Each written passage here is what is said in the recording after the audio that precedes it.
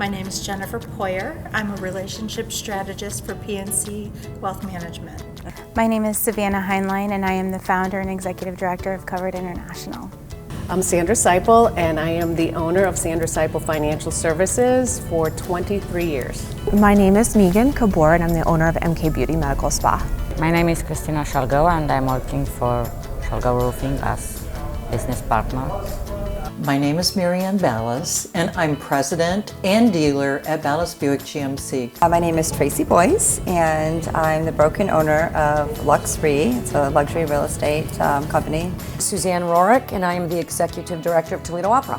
Hi, I'm Wendy GREELEY, and I'm a senior vice president and wealth management advisor at MERRILL.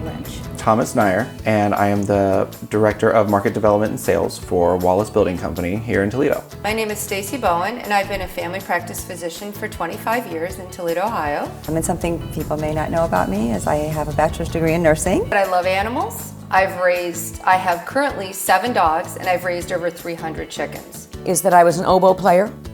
Is I have an affinity for cars. Is that I lived in Russia for 2 years. I think my most significant accomplishment would be rescuing hundreds of women and children out of the grips of human trafficking. Is actually getting my broker license. Winning Mrs. Ohio. Probably just the fact that I graduated from medical school. I just feel like every day is a big accomplishment for me. You know, just waking up and deciding to put your 2 feet on the ground and be in a positive mindset and just get up and live your life with everything that's going on, all the negativity in the world. It's so easy to fall victim to that. One thing I do not like to do is clean. I don't like cleaning my house. Actually, I don't like to pack. Cooking. There are many women in Toledo that have inspired me. From the small business owner to the big business owner to the multi-generational, and if you can take the bits and pieces of their success and learn from it, I think that adds to the whole, full, entire picture. Princess Diana and Mother Teresa. Reverend Martin Luther King Jr., to be honest. You know, we're doing this opera, I Dream, and it's, for the last 6 months, we have been talking to individuals in the community about what has been important when he led peaceful movement to help bring actually a movement of love rather than the alternative.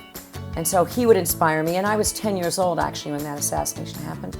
My mother inspired me. My grandmother and my dad and my mother, you know, it was always family. The first advice I would like to give to you as a woman in business would be to be yourself and not try to be like a man or not try to run your business like a man would. And I'm in a man's world. Basically, it's a man's business. It's dominated by men.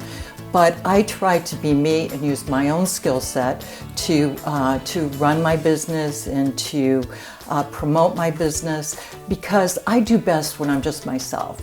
The other thing, really important piece of advice I'd like to give every woman when it comes to planning your future or anything legal, planning your financial future or your estate planning, ask for a seat at the table.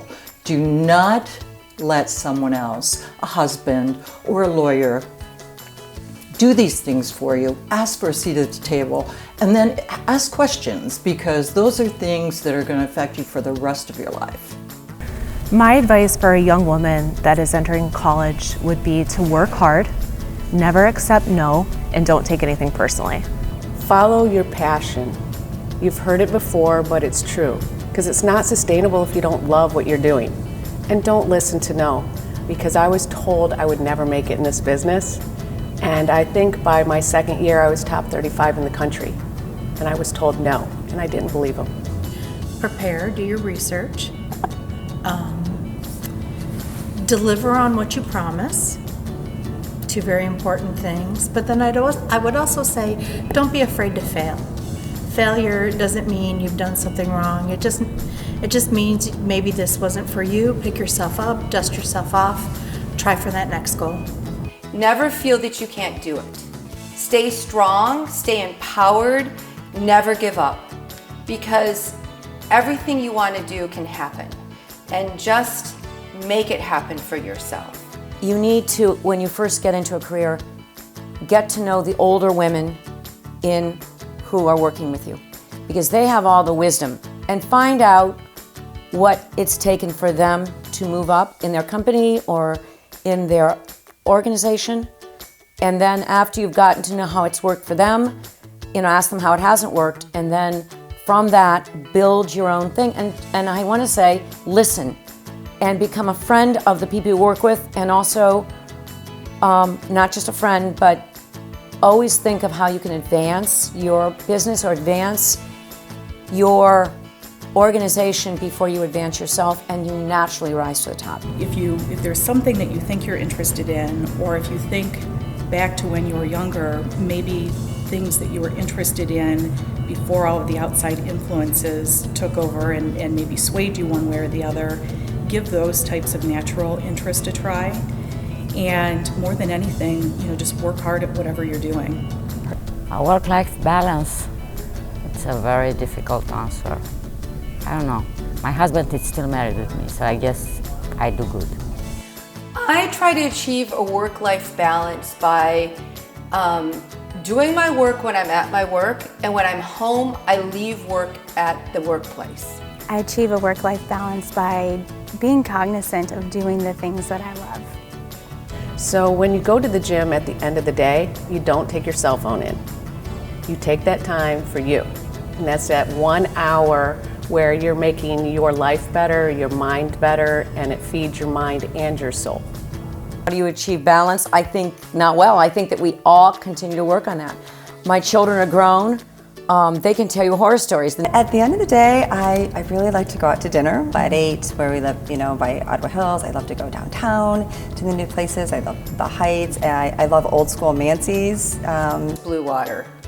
There's your plug. From Plat 8, Benchmark in Perrysburg, and Foul and Fodder, probably my top 3. So when I was choosing someone to sponsor, it was about this Women in Power, and I feel that there's so many women to highlight that maybe don't have the excess of means to put themselves into a spotlight for this event. So I figured, why not highlight somebody who draws their power from helping other women and their families.